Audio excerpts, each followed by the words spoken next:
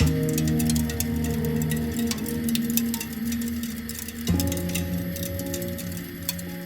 name's Abbie Hutty, and I was the lead structure engineer for the rover, actually designing the body of the ExoMars rover that's going to land on Mars in 2020.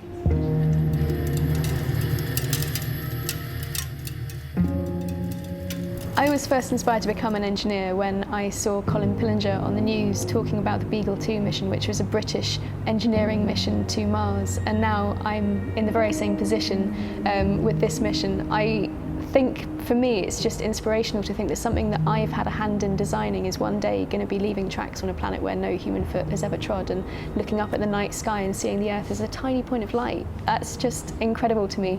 If it does find evidence of life on another planet, then that would just be amazing. The moments of launch and landing are always key and very concerning parts of the mission, so I'm probably going to be hiding behind my sofa watching the telly with biting my fingernails at that time. This facility is called the Mars Yard, and we use it to demonstrate our autonomous navigation. So our rover will be intelligent enough to drive itself around on the surface of Mars, but we need to demonstrate that and make sure that it's making all of the right decisions and is going to drive safely. So we have this facility full of rocks and sand with the right colour of light for the Martian day, and all of those kind of things accurately represented so that we can make sure that that will all work to plan.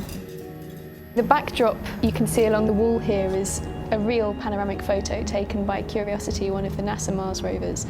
We have a lot of data about what Mars really looks like, how bright the sunshine is there, which means how deep the contrast between the shadows on the rocks and things like that will be. And all of those things are important when we're making sure that our software is intelligent enough to accurately plan a path through those obstacles on Mars.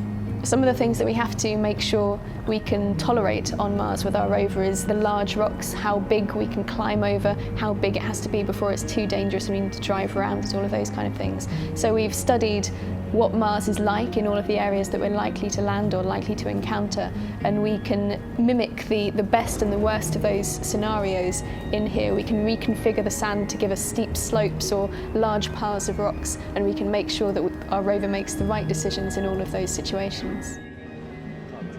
We're just about to send our STM out to test, so our structural and thermal model. And that is the final time really that all of our design is verified. We do a lot of testing mechanically, so for the vibrations during rocket launch, the vibrations again during the descent onto the planet's surface, and how it will actually drive around as well. And then we also have to do like a bake out effectively, so we get very, very hot to sterilise the rover before it launches, so we have to make sure that everything will survive that. But deep space is very cold, and Mars is very cold and fluctuates very wildly, so we have to test all of those different temperatures and that actual cycling from hot to cold to hot to cold, and whether that will damage the rover.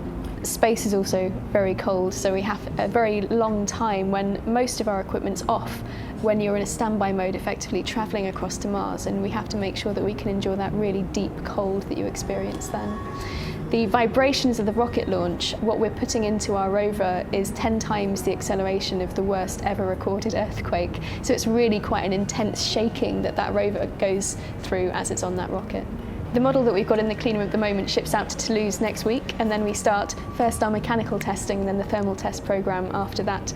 Hopefully we'll be finished by the middle of August, and then all of those requirements will be closed out and we'll have demonstrated that our design is fit for purpose and we can proceed with the flight build of the rover. We're actually due to ship it out to Russia, where it will launch from next year, and then they integrate it onto the rocket, the descent module, all of the other things that we need to get it safely to the planet's surface. It's due to launch from Russia in 2020. It takes a little while to get across to Mars, so we'll be landing early 2021. I absolutely think that the first person on Mars has to be a woman, because we've had men on the moon, we've never had a woman on the moon, so it's absolutely our turn to put a woman on Mars, but I just want to be very clear that I'm not volunteering for that.